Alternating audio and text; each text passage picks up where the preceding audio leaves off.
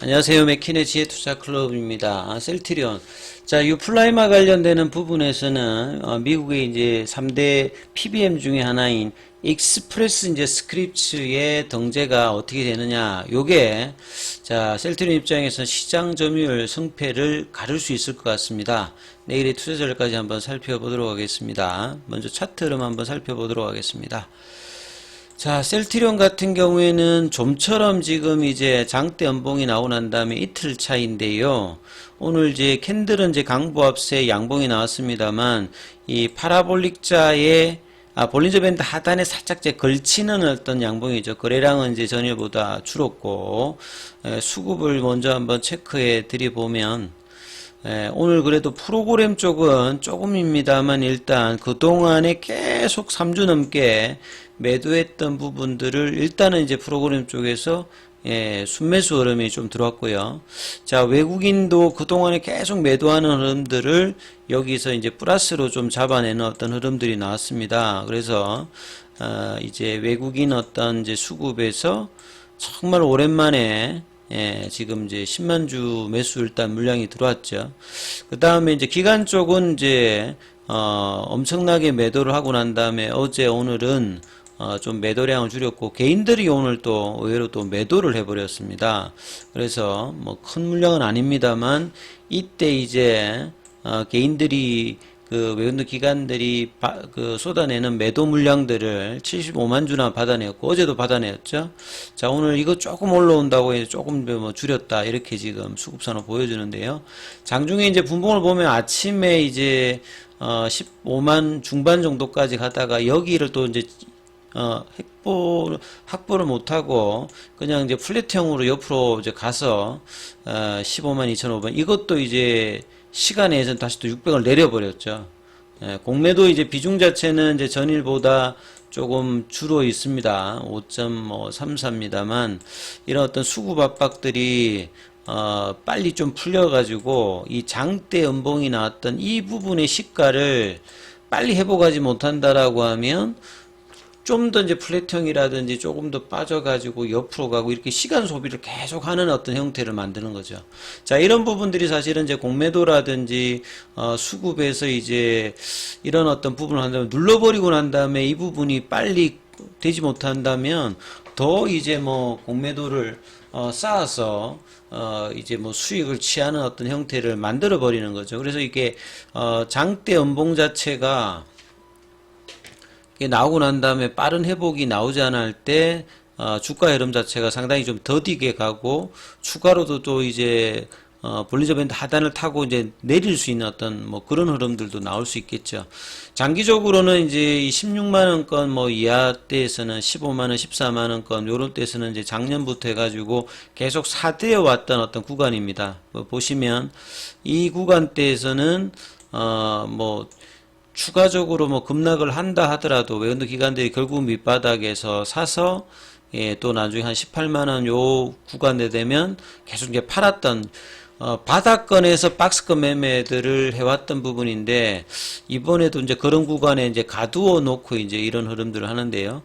기사 관련되는 부분을 좀 살펴봐드리면 이번 주에는 뭐 제일 뭐 중요했던 게 피어스 파마에서 이제 보도되었던 이 옥텀 RX 관련되는 이제 PBM 등재가 안 되어서 셀트리온 관련해서 추가적으로 이 등재 여부가 불확실성한 게 아니냐 이러면서 외국인 기관들이 집중적으로 좀 매도를 했던 부분이죠. 그래서 결과적으로 보면 이제 7월 달에 이제 출시하는 휴미라 바이오시밀러 관련되는 부분들이 엄청 많습니다. 그래서 뭐 베링걸, 잉글함, 화이자, 뭐 코에레스, 프레스티, 카비, 암젠, 산도자, 알보텍, 뭐 비아트러스 이렇게 경쟁이 치열하고 가격단에서도 많이 낮을 것으로 지금 예상을 하고 있죠. 그만큼 이제 이 휴미라가 작년도 전체가 27조고요.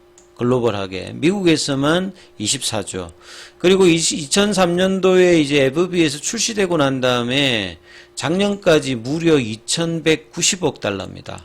우리 돈으로 하나로 뭐 환산하면 한 250조가 이제 넘죠. 거의 뭐 300조에 가까울 수준으로 세계에서 가장 많이 FB가 매출이 이 휴미라 매출 자체가 굉장히 뭐 절대적으로 중요한 어떤 부분이고, 이런 어떤 흐름에서 이제 바이오시밀러가 본격적으로 이제 올해보다는 내년인데, 내년이 되기 위해서 이제 PBM 선전이 굉장히 좀 중요한 어떤 상태죠. 그래서 미국에서는 이제 3대 PBM이 거의 80% 이상을 차지하는데, 그 중에 하나 이제 옥텀 RX가 이제 암젠에 이어서 이제 산도즈 베링걸 잉게하임을 이 보험의 이제 등재 기업으로 결정을 했기 때문에 남아있는 이 CVS 케어마크하고 익스프레스 스크립트, 여기가 이제 등재 여부가 이제 중요한데요. 이 CVS 이제 케어마크 같은 경우에는 당분간 이 오리지널 휴미라 등재만을 유지하겠다. 추가적으로 그러니까 보통 이제 PBM이 정하는 정책들이 세 가지가 있습니다.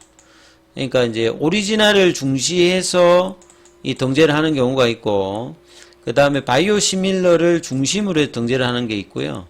둘 다를 이제 넣어서 하는 경우가 있습니다. 이 티어 등급에. 그러면 이제 이 옥텀 RX 같은 경우에는 이 바이오시밀러 형태를 세 개를 넣었기 때문에 오리지널도 뭐 중요합니다만 바이오시밀러와 이 부분을 이제 같이 하는 형태고, CBS 케어마크 같은 경우에는 본래 이제 CBS 자체가 이제 이 약국 체인 형태가 PBM을 인수한 형태거든요. 그러니까 여기는 지금 이제 기존의 오리지널을 중심으로 하는 형태로 이렇게 당분간 유지하겠다. 근데 정기 업데이트가 있으니까요. 이 부분들은 언제든지 또 이게 바뀝니다. 그러면 영원히 가는 게 아니라 이제 CBS 케어마커가 일정 기간이 지나고 나면 또 이제 여기에 또 등재가 될 수 있겠죠. 그 다음에 이제 그러면 결과적으로 남아 있는 게 이제 익스프레스 이제 스크립트죠.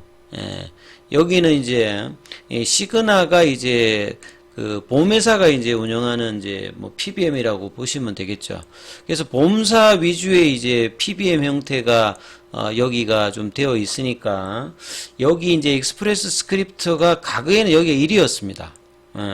지금은 이제 조금 이제 순위가 좀 바뀌어 있습니다만, 과거에 이제 1위였던 이제 익스프레스 스크립트 하고 이제 이 CBS 케어마크, 여기가 이제 상당히 뭐 중요한데, 이제 이쪽이 이제 가장 이제 핵심적이죠. 그래서 익스프레스 스크립처 등재 여부가 셀트리온 입장에서는 가장 중요해요. 그러니까 남아있는 뭐 옥텀 RX 같은 경우에도 이제 공보험이라든지 이 부분에서도 PBM을 하니까 여기도 이제 협상을 하고, 당장에 이제 이 이 CBS 케어마크가 이런 부분을 유지하더라도 이게 매년 이제 업데이트를 해야 되기 때문에 협상은 뭐 여기도 하는데, 이제 주요한 부분들이 이제 익스프레스 스크립트 쪽에 이제 협상이고, 이걸 위해서 이제 서정윤 명예회장도 지금 C레벨과 더불어서 좀 출장 중이죠. 그래서 여기에 어떤 결과들이 7월 달에 런칭 이후에 얼마나 빠르게 좀 나오느냐,